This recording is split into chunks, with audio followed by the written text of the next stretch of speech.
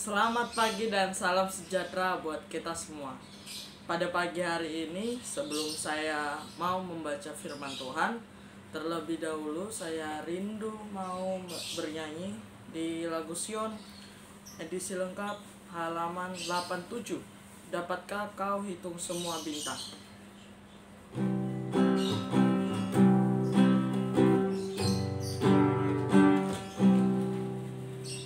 Dapatkah kau hitung semua bintang-bintang di langit? Dapatkah kau hitung semua embun di atas bukit?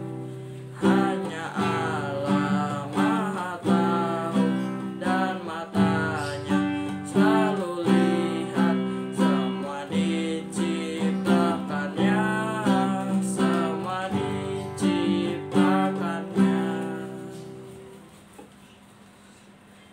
Kita akan melanjutkan membaca buku Alkitab di buku Bilangan pasal yang ke-19 dan pasal yang ke-20.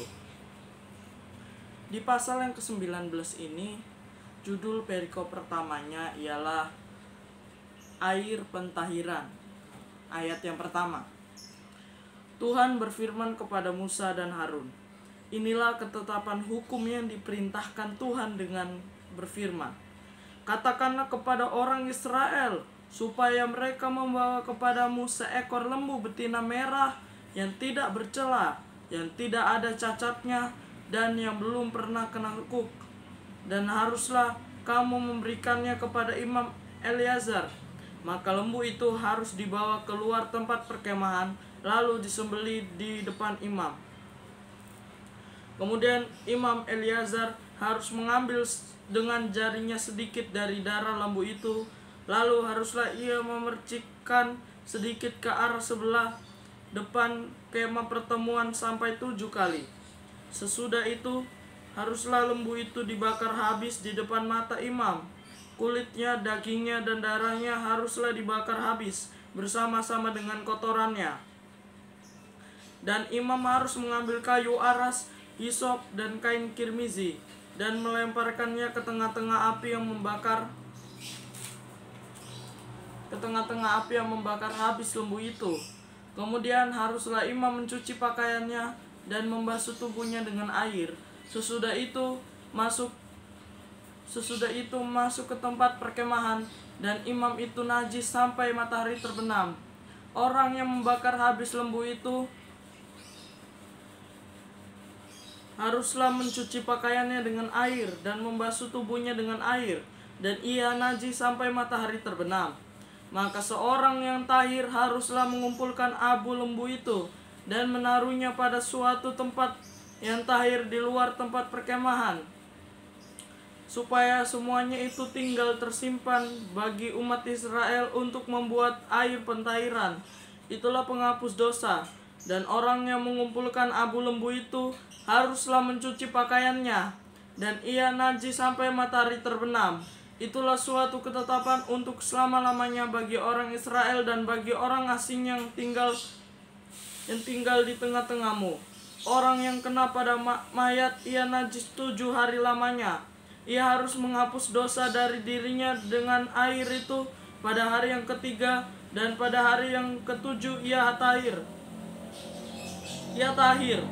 Tetapi jika pada hari yang ketiga ia tidak menghapus dosa dari dirinya, maka tidaklah ia tahir pada hari yang ketujuh. Setiap orang yang kena kepada mayat, yaitu tubuh manusia yang telah mati, dan tidak menghapus dosa dari dirinya, ia menajiskan kemah suci Tuhan, dan orang itu haruslah dilenyapkan dari Israel, karena air pentahiran tidak disiramkan kepadanya, maka ia najis. Kenajisannya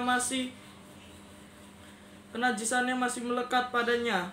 Inilah hukumnya apabila seseorang mati dalam suatu kemah. Setiap orang yang masuk ke dalam kemah itu dan segala yang di dalam kemah itu najis 7 hari lamanya.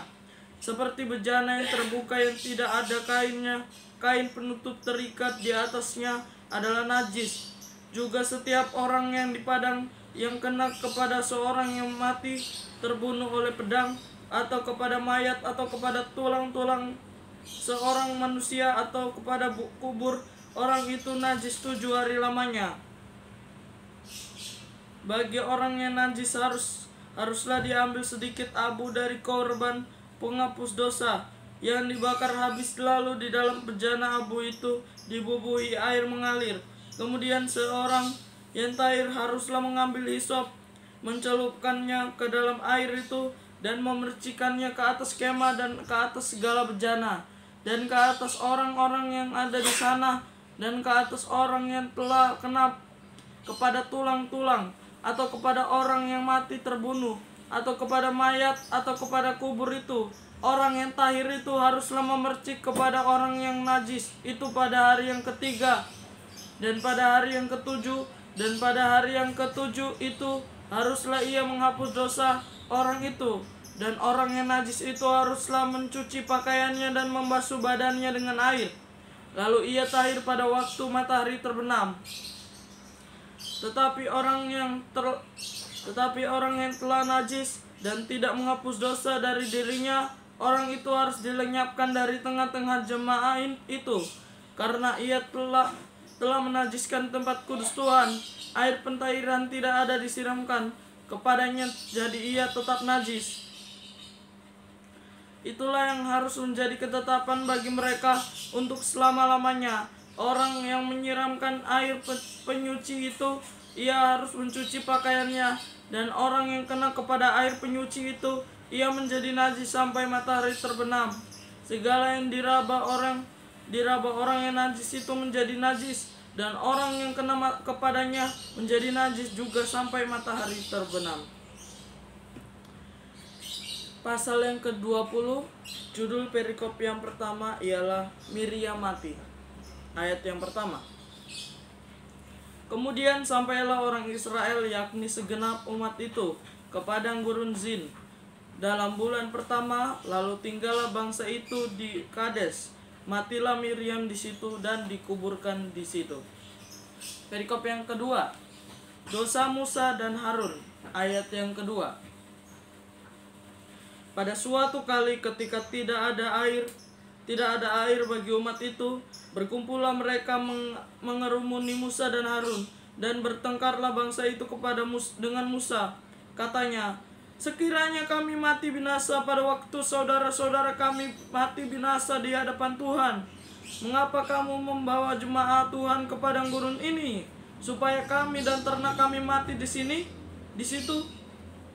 Mengapa kamu memimpin kami keluar dari Mesir untuk membawa kami ke tempat celaka ini, yang bukan tempat menabur tanpa pohon ara, anggur, dan delima, bahkan air minum pun tidak ada? Maka pergilah Musa dan Harun dari umat itu ke pintu kemah pertemuan, lalu sujud, kemudian tampaklah kemuliaan Tuhan kepada mereka. Tuhan berfirman kepada Musa, ambillah tongkatmu itu, dan engkau dan Harun kakakmu harus menyuruh umat itu berkumpul. Katakanlah di depan mata mereka dengan bukit batu itu, supaya diberinya air. Demikianlah engkau mengeluarkan air dari bukit batu itu bagi mereka, dan memberi minum umat itu serta ternaknya. Lalu Musa mengambil tongkat itu daripadanya ketika Musa dan Harun telah mengumpulkan jemaah itu di depan bukit batu itu. Berkatalah ia kepada mereka, dengarlah kepadaku, hai orang-orang durhaka, apakah kami harus mengeluarkan air bagimu dari bukit batu ini? Sesudah itu Musa mengangkat tangannya lalu memukul bukit batu itu dengan tongkatnya 2 kali, maka keluarlah banyak air sehingga umat itu dan ternak mereka dapat minum. Tetapi Tuhan berfirman kepada Musa dan Harun, karena kamu tidak percaya kepadaku dan tidak menghormati kekudusanku di depan mata orang Israel, itulah sebabnya kamu tidak akan membawa jemaah ini masuk ke negeri yang akan kuberikan kepada mereka. Itulah mata air Meriba, tempat orang Israel bertengkar dengan Tuhan, dan ia menunjukkan kekudusannya di antara mereka. Perikop yang ketiga, Edom menolak permintaan orang Israel melalui negerinya. Ayat yang ke-14. Kemudian Musa mengirim utusan dari Kades kepada Raja Edom dengan pesan, "Beginilah perkataan saudaramu Israel, engkau tahu segala kesusahan yang telah menimpa kami, bahwa nenek moyang kami pergi ke Mesir, dan kami lama diam di Mesir, dan nenek moyang kami diperlakukan dengan jahat oleh orang Mesir, bahwa kami berteriak kepada Tuhan dan Ia mendengarkan suara kami, mengutus seorang malaikat dan menuntun kami keluar dari Mesir. Sekarang ini kami ada di Kades, sebuah kota di tepi perbatasanmu. Izinkanlah kiranya kami melalui negerimu. Kami tidak akan berjalan melalui ladang-ladang dan kebun-kebun anggurmu, dan kami tidak akan minum air sumurmu. Jalan besar saja akan kami jalani dengan tidak menyimpang ke kanan atau ke kiri, sampai kami melalui batas daerahmu." Tetapi orang Edom berkata kepada mereka, "Tidak boleh kamu melalui daerah kami. Nanti kami keluar menjumpai kamu dengan pedang." Lalu berkatalah orang Israel kepadanya, "Kami akan berjalan melalui jalan raya, dan jika kami dan ternak kami minum airmu, maka kami akan membayar uangnya, asal kami diizinkan lalu dengan berjalan kaki, hanya itu saja." Tetapi jawab mereka, "Tidak boleh kamu lalu."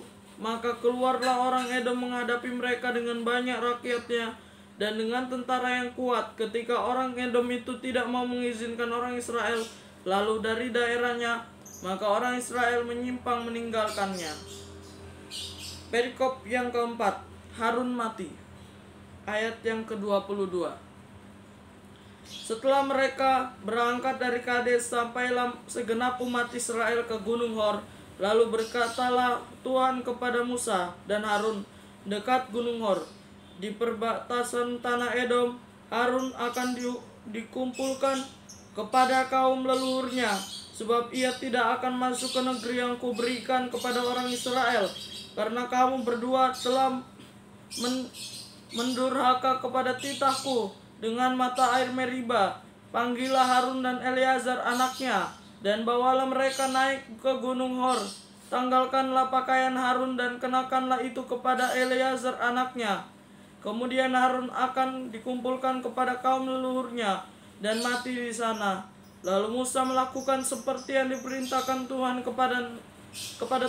diperintahkan Tuhan. Mereka naik ke Gunung Hor, sedang segenap umat itu memandang. Musa menanggalkan pakaian Harun dan mengenakannya kepada Eleazar anaknya. Lalu matilah Harun di puncak gunung itu. Kemudian Musa dengan Eleazar turun dari gunung itu. Ketika segenap umat itu melihat bahwa Harun telah mati, maka seluruh orang Israel menangisi Harun 30 hari lamanya. Saya akan melanjutkan menyanyi lagu Sion di ayat yang terakhir.